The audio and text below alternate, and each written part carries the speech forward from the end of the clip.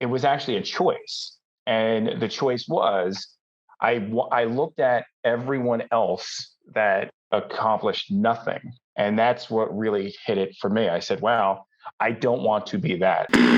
Yeah, absolutely. Let's start with some background. As we were talking right before we started, it appears that you and I have some similar backgrounds. And growing up, the point of the podcast, as everybody knows, is for me to try to inspire and motivate as many people as I can that their situation that they find themselves in now or where they came from is not representative of what they're capable of doing.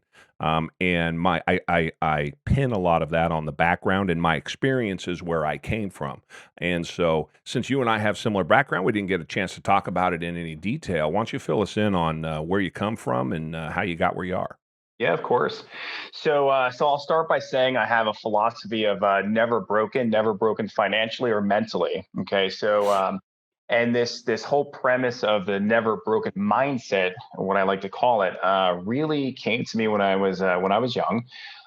So I grew up in a home filled with chaos, violence. My father was a really bad alcoholic and into drugs. And he was also an ex Vietnam Marine. So I would say not all the screws were nice and tight up there. Hmm.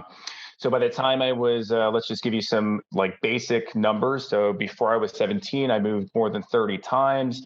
My father was he was just an aggressive, individual. He would come home at night sometimes, just, you know, in a violent rage, destroying our homes.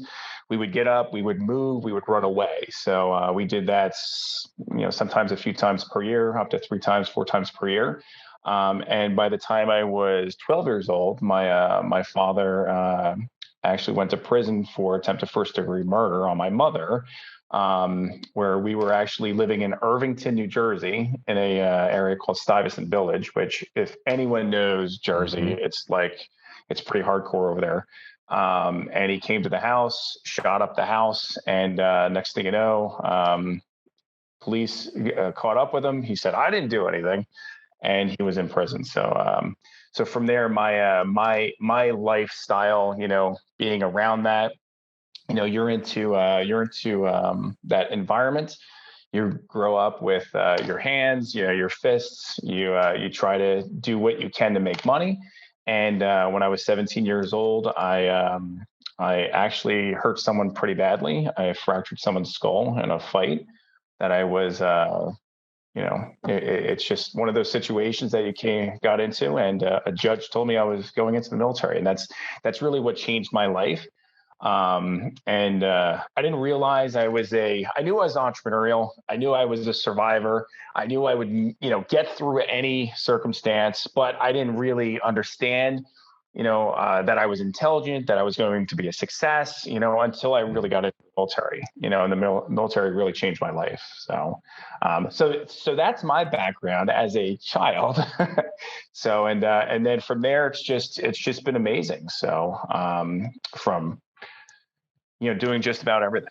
So Let me ask you about uh, the question that I get asked all of the time yeah, is where does first off, what was it like being poor? What was it like growing up that way? In my case, we were stealing food to eat as kids. And I know what my answer is. I'd be curious what yours is. So, just a very generic yeah. question. What was that like growing up without having a lot? See, and here's the thing too. I mean, when you're a kid, you don't really understand what it means to be in a certain class, of Hmm. like a monetary class. You don't know what it means to be poor. You don't know what it means to be rich. I will tell you that thanks to my mother. My mother worked her butt off. Worked 4 jobs at times, and she did what she can to provide us, the things we needed. So we had clothes when we needed them. We had new sneakers when we needed them. We had food every day, so Yeah. it wasn't to the point where I was, running into garbage cans trying to pull out trash to eat for the day, because my mom really busted her ass to ensure that her children had what we had, and she gave us, she put us into positions where we would, get away from my father, and she would always try to put us into positions of security, where we would have like a babysitter, out in Vauxhall, New Jersey, which, was, again, she was poor. We were all poor. We ate, Mhm. we grew food in our own garden, so we ate the Mhm. food we had.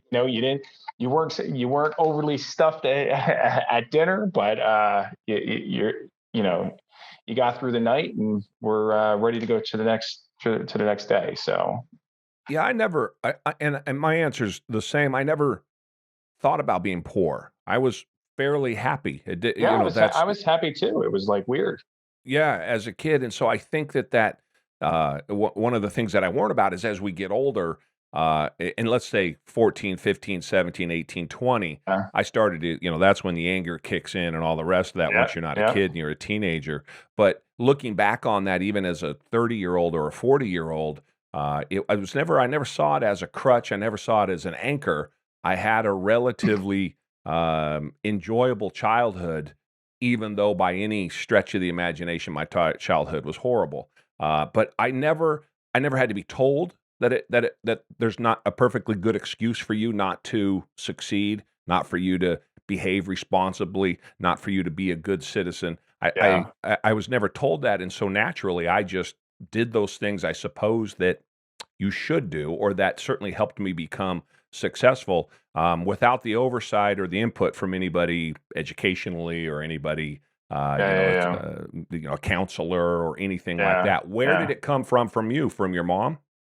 Well, so here's the challenge. I mean, growing up, my mom would work like 16 hours a day, 18 hours a day. Yeah. So, and my father was, whenever he was around, he was a violent, maniac. So it was, and I made a comment earlier that, we were happy. It's not that we were happy in the sense that, I had my brothers, we didn't know what was bad versus good. So we Right. thought this was normal. So it's like, when you're being yelled at, you're like, oh, okay, it's a normal day. Oh, there's holes in the wall. Okay, that's a normal day. Oh, dad's shooting his guns at mom. Oh, it's a normal day. So it's like, Right. so that's the thing, is that's where, like, you don't know the difference, and I will Yeah. say that we didn't grow up with, like, guiding principles of this is right, this is wrong. When I was a child, I got into a lot of really bad things, and if I didn't get into the military, I would have went down a path of I wouldn't be where I'm at today. And the thing is, no one said, hey, you can't do that. It's just that, I understand why, kids today get into a life of crime, because when you think there's no other opportunity, when you think there's, you think there's no infrastructure to guide you, when there's nothing really there, and you believe that, hey, look, this is an easy path to making a couple bucks. It's Mhm. easy. It's, I can buy food, I could buy clothing, I can look cool around my friends, so it's like I was one of those kids that was going down the path of wrong, and I was doing bad things. And again, the only thing that transitioned my mindset, even after I got into the military, my mindset wasn't fully changed. It's when you have that, like, epiphany of, like, oh my God, what am I doing? Mhm. I have a brain, I have intelligence, I can do things. There's a guide here. Let me take advantage of that guide and try to apply my wit with, creating impact, creating something great in life. So it was actually a choice. And the choice was, I looked at everyone else that accomplished nothing. And that's what really hit it for me. I said, wow, I don't want to be that. I don't want to be in jail. I don't want to be a loser. I don't want to be dead. So I made a choice to try really damn hard to succeed. And it became an addiction. Mhm. It's like it became such a deep addiction and passion to, always take a step ahead, always take two steps ahead, always look at the competition and beat them, always be better. And, that's where we are today.